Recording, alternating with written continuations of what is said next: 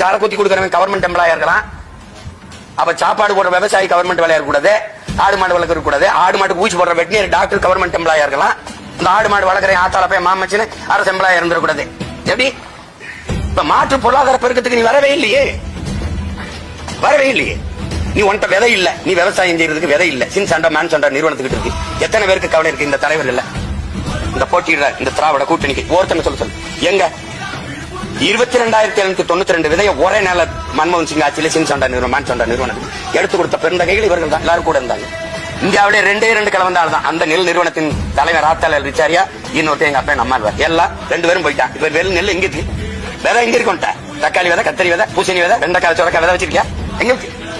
ஒண்ணும் கிடையாது. நீ ஒரு தக்காளி கிலோ விதை எடுத்து போடு முளைக்க, மறுபடியும் விதைக்கு 1 கிலோ விதைக்கு 5000 ரூபாய் அவன்கிட்ட போய் வாங்கிட்டு நான் விதையிலிருந்து மீண்டு எழணும்னு துடிக்கிறேன்.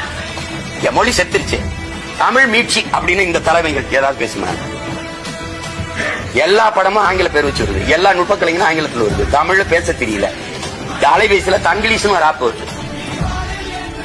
அதான் இது ஒரு இனம் செத்துருச்சு. நான் மீட்சி வரணும்னு நினைக்கிறேன், மறு கட்டமைப்பு செய்யணும்னு நினைக்கிறேன். இவ்வளவு வேலை செய்யறது இதோட போய் இது மாற்று இது போட்டி இல்ல. நீங்க எல்லாரும் போட்டியை போடுங்க. எனக்கு போட்டி யாருன்னு, என் கோட்பாட்டுக்கு போட்டி யாரு? தண்ணீர் விற்பனைக்கு அல்ல, தண்ணீர் உலக உயிர்களின் உயிர் தேவை. அது விற்பனை பண்டம் அல்ல, மிக உயர்ந்த சந்தை பொருள் அல்ல. தடை. நான் ஆட்சிக்கு வந்தா தடைங்கிறேன். இதுல எந்த கட்சி சொல்ல நோ பிளாஸ்டிக் பாலித்தீன் குளைமம் நெகிழி கிடையாது. மாற்று பயன்பாட்டுக்கு வரணும். தடை. ஏன்னா என் நாட்டை குப்பைமேடு ஆகுது. இது கடலுக்குள்ள மீனின் எண்ணிக்கை விட அதிகமா நெகிழியின் எண்ணிக்கை இருக்கு. கடல் நெகிழியின் அகழியா மாறிடுச்சுங்கிற கவிப்பேரரசு வைரம்.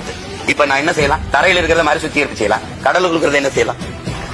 அப்ப இதை நோக்கி நீ நகர்ற, நான் மரத்தோட பேசிட்டுங்கிற, கடலோட பேசிட்டுங்கிற, தண்ணியோட பேசிட்டுங்கிற, அதெல்லாம் இல்லைன்னா நீ வாழ முடியாது. அப்ப அடிப்படை அறிவே இல்லாத ஒரு கூட்டம் பதறா சுத்திட்டு இருக்குன்னு அர்த்தம்.